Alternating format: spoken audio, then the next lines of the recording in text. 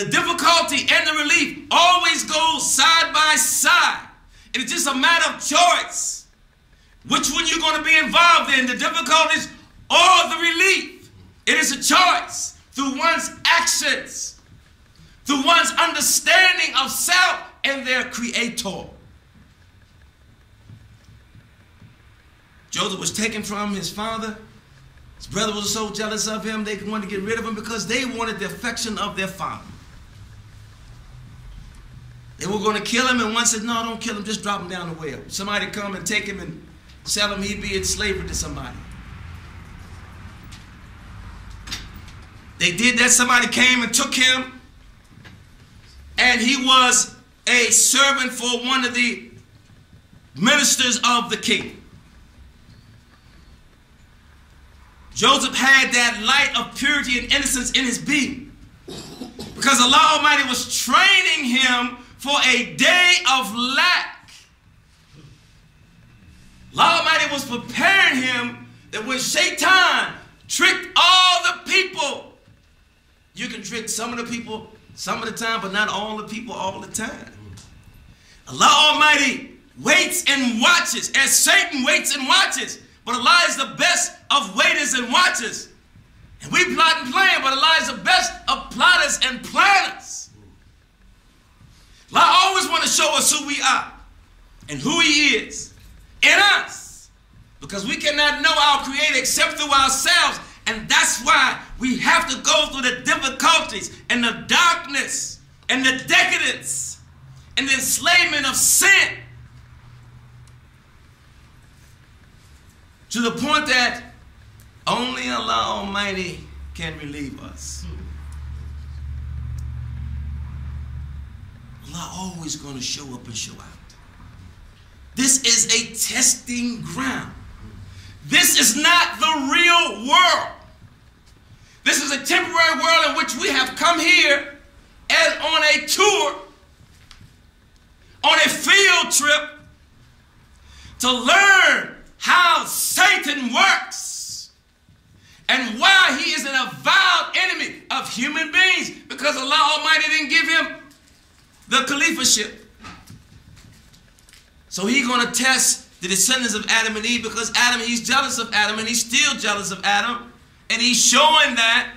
And Allah Almighty not only does he want to teach us about ourselves, he wants to teach Shaitan about us. So he's allowed him respite to test us.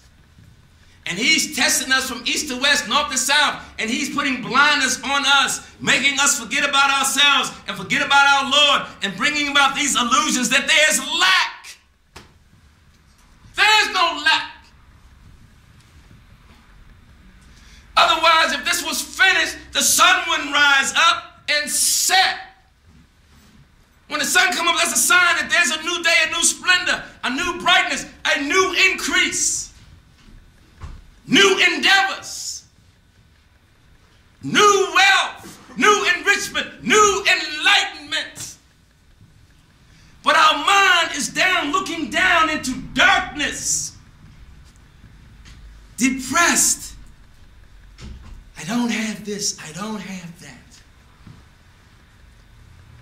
And that's an illusion, because our behavior has become one that's against our own selves. We lie, we steal, we're deceptive. We do all decadent things to ourselves. We blind ourselves. We don't really fear Allah Almighty, who gives everything and takes everything, gives us life, gives us death, takes those burdens off us and gives us our provisions. Allah increases and Allah decreases. But He allows Satan to test us. And Satan has to have permission to test us, because Allah Almighty is His Lord. And as you begin to fight Satan, testing you, trying to take you away from your Lord, and when you fight that, you begin to see the light and the brightness and the deception of that one who's trying to blind us. So the world is blinded. They say we're in a recession because there's not enough financial resources for the people. The haves are having even more even less.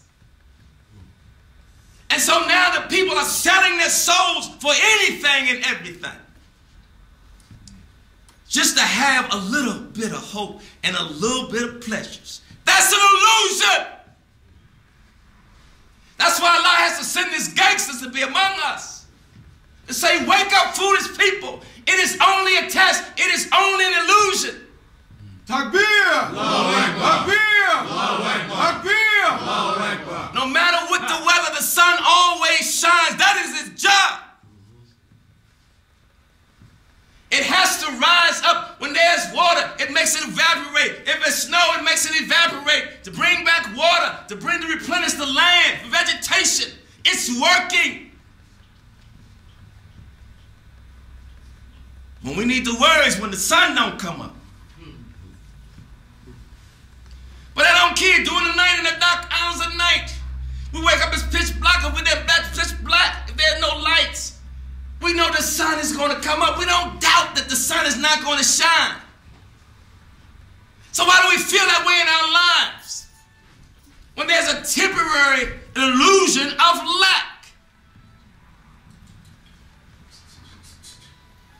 It's all a game. It's all a plan to steal the treasures, to block our treasures, to keep us from establishing the kingdom of heaven on earth. Everybody has claim to Joseph. The Jews, the Christians, the Muslims, everybody. They sent him. He was with one of the ministers of the king, and he was so handsome because of his innocence and the purity of his heart. It shone on his face. And the wife of that wazir, or that minister, tried to seduce him. And the only way he was able to get away and be cleared is that his shirt was torn from the back. He was trying to get away from him. So he was put in prison as a safety measure, because the women were going crazy about him. They wanted to seduce him, because at that time there was darkness in the hearts and minds of the people. And anybody that had any light or any innocence was beautiful, because the soul was saying, I'm hungry. Please help me. And they didn't know that it was that they were seeking. They were seeking their reality. They were seeking that part of them that's of their Lord. He's reflecting that. They didn't know, because they had been cheated like all of us have been cheated. And he stayed in prison, and it wasn't because, and he stayed in there until he was able to interpret the king's dreams of having plenty and then famine. When Joseph was able to interpret his dreams, he became the first financial advisor. He started the first economic system. He showed them how to work their money and look to their Lord. Yes, we need those things because we have a physical body. Even though we are spiritual beings in a physical body, we need spiritual food and we need physical food. So Allah sends us a mind to be able to think, so we may be able to manage our material things.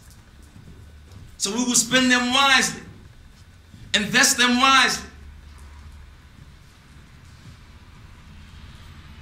The human being is not stupid. We're just misguided. We've just been cheated. Once those veils are taken off us, that we're thinking from the intelligence of our Lord, now we can establish the kingdom of heaven on earth. Allah Almighty has not changed. Everyone should have what they have been intended to have. Everyone's inheritance is to have prosperity and wealth, mentally, physically, spiritually, financially, socially, politically, ethically, morally. To be a happy being, grateful to their Lord for having guided them and provided for them. But Satan has us in a mode of ingratitude, because we have allowed Satan to trick us through our own ego